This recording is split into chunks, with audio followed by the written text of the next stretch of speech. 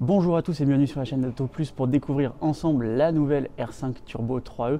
En décembre dernier, le constructeur nous avait déjà mis l'eau à la bouche en dévoilant les lignes et quelques caractéristiques techniques.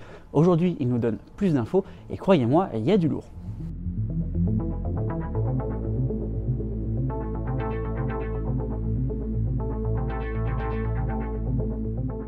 Et on va rentrer directement dans le vif du sujet puisque ce modèle, ce n'est pas que la quintessence de Renault mais celle du groupe tout entier.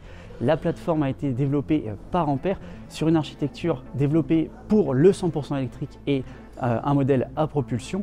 Et le moteur a été développé, lui, par les ingénieurs d'Alpine qui ont travaillé sur la 110 Eternité, la 290 et la 390, au programme 540 chevaux divisé en deux moteurs électriques situés directement sur les roues arrière. Au total, vous avez donc 270 chevaux par roue, en plus d'un couple impressionnant de 4800 Nm. Ces moteurs situés donc là-dessous sont pilotables séparément et la restitution de puissance est immédiate, bien plus encore que sur un modèle électrique classique, nous dit le constructeur. Sur le papier, cette Renault 5 Turbo 3E elle est donc capable de réaliser le 0 à 100 en 3,5 secondes et d'atteindre une vitesse maximale de 270 km/h. Pas mal, non? C'est français. Alors au-delà de ces chiffres impressionnants, on peut se demander légitimement si la puissance de charge et l'autonomie de ce modèle va suivre. Mais avant d'en parler et pour pas trop vous assommer de chiffres, on va d'abord se remettre le modèle en bouche avec un petit tour du propriétaire. Et en termes de dimension, déjà, elle en impose, notamment en largeur avec 2,03 m. C'est dû surtout à ces galbes des roues bondées et très imposants comme les bas de caisse.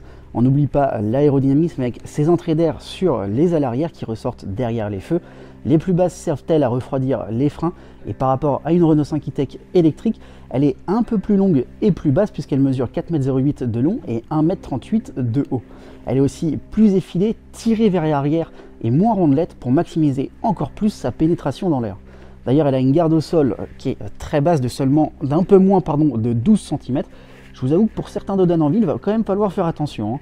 Avec ses dimensions atypiques, Renault elle la qualifie de mini supercar et niveau couleur, on fait la part belle au R5 Turbo et Turbo 2 de l'époque, mais presque tout est personnalisable par l'acquéreur, y compris l'intérieur. Et notre modèle du jour arbore également des jantes de 20 pouces. Sur la partie arrière, moi j'aimais beaucoup l'imposant aileron du concept car présenté en 2022, mais celui-ci a disparu au profit d'un aileron beaucoup plus petit. La signature lumineuse reprend celle de la R5 E-Tech, même si elle a été retravaillée, et on retrouve un imposant bouclier situé à l'arrière. Les lignes elles sont encore une fois complexes et ça lui donne vraiment une allure de voiture de course. À l'avant, cette Renault 5 Turbo 3E elle est clairement méchante, elle fait vraiment penser à une voiture de rallye. C'est notamment dû à cette large entrée d'air et cette énorme entrée d'air située sur le capot, mais aussi à la lame aérodynamique située sur le bouclier. On a un pare-choc qui est très travaillé et qui, encore une fois, favorise l'aérodynamisme. Et on retrouve en plus une signature lumineuse en forme de rectangle avec des projecteurs carrés. Franchement, elle a une vraie personnalité, cette Turbo 3E. Vous l'avez sûrement déjà remarqué, mais il s'agit d'une stricte 2 portes avec 2 places. Et justement, il va être temps de parler un petit peu de l'intérieur. Quand on monte à bord, impossible de ne pas remarquer l'énorme frein à main vertical. Ça promet de beaux drifts sur circuit, bien entendu. Sinon, on retrouve également un esprit sportif avec des sièges baquets dotés de harnais à 6 points, habillés en Alcantara comme le tableau de bord. En face du conducteur, vous avez peut-être déjà reconnu le système Open Air Link du constructeur déjà vu sur la R5 et la R4 E-Tech, composé de 2 écrans. Un premier en face du conducteur de 10,1 pouces et un écran central de 10,25 pouces. Il propose cette fois-ci une ambiance plus rétro pour encore une fois faire la part belle à l'histoire de la R5 Turbo. Toujours opéré par Google, il promet d'être hyper réactif et bien pensé, à l'instar de ce que l'on a pu constater lors de notre essai de la Renault 5 E-Tech.